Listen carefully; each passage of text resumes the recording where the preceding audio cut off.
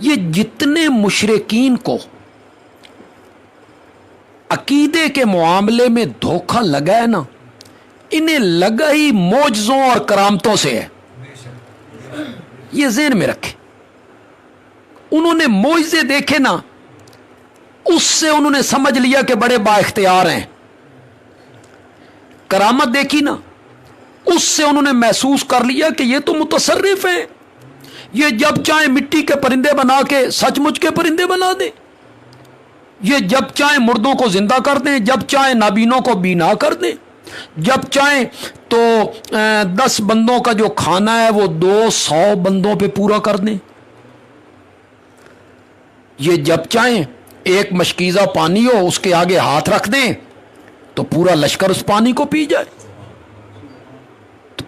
یہ معجزے ہوتے ہیں یا غیر نبی کی کرامت ہوتی ہے.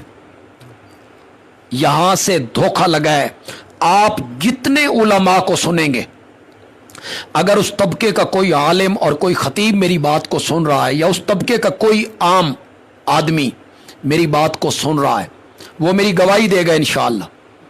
جب بھی انبیاء کا تصرف اور اختیار ثابت کرنا ہوتا ہے تو ان کے معجزوں کو دلیل بنایا جاتا ہے، ان کے معجزے لوگوں کو سنائے جاتے ہیں.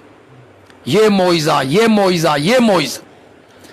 اس سے انبیاء کا اختیار، انبیاء کا مختار کل ہونا، ان کا متصرف ہونا، وہ جو چاہیں جس کو دیں عطا کریں، اس سے ہمیشہ انہوں نے عوام کو گمراہ کرنے کی کوشش کی ہے. پتہ نہیں ان علماء کو میں نیت پہ بھی شک نہیں کر سکتا، کوئی سخت جملہ بھی نہیں بولنا چاہتا، انہیں کیا اس بات کا علم نہیں ہے کہ ہمارے عقائد کی کتابیں ان میں یہ لکھا ہوا ہے کہ معجزے کا فاعل نبی نہیں ہوتا، معجزے کا فاعل کون ہوتا ہے؟ اللہ. وہ نہیں پڑھتے کتابوں میں، شرح عقائد میں نہیں پڑھتے، خیالی میں نہیں پڑھتے، شرح مواقب میں نہیں پڑھتے ہیں وہ کہ معجزے کا فاعل کون ہے؟ اللہ. نبی معجزے کا، نبی کے اپنے اختیار میں ہے معجزہ، اس کے کنٹرول میں ہے، اس کے تصرف میں ہے. جب چاہے جہاں چاہے وہ معجزہ دکھا دے، اپنی مرضی سے وہ معجزہ دکھاتا ہے، اپنی مرضی سے لوگوں کے سامنے معجزہ پیش کرتا ہے. اگر اپنے اختیار اور مرضی سے ہوتا تو حضرت موسیٰ علیہ السلام لاٹھی کو سانپ بنتے ہوئے دیکھ کر کبھی نہ بھاگتے.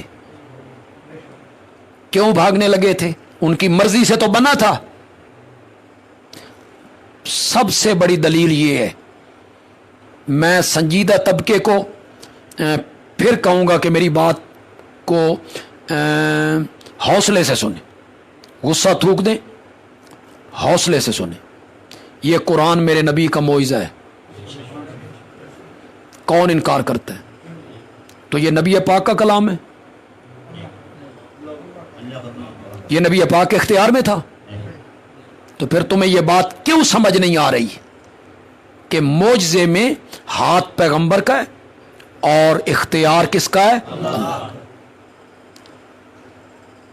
آپ نے تو ایک مرتبہ انشاءاللہ نہیں کہا تو رب نے 15 دن وہی روک لی تھی.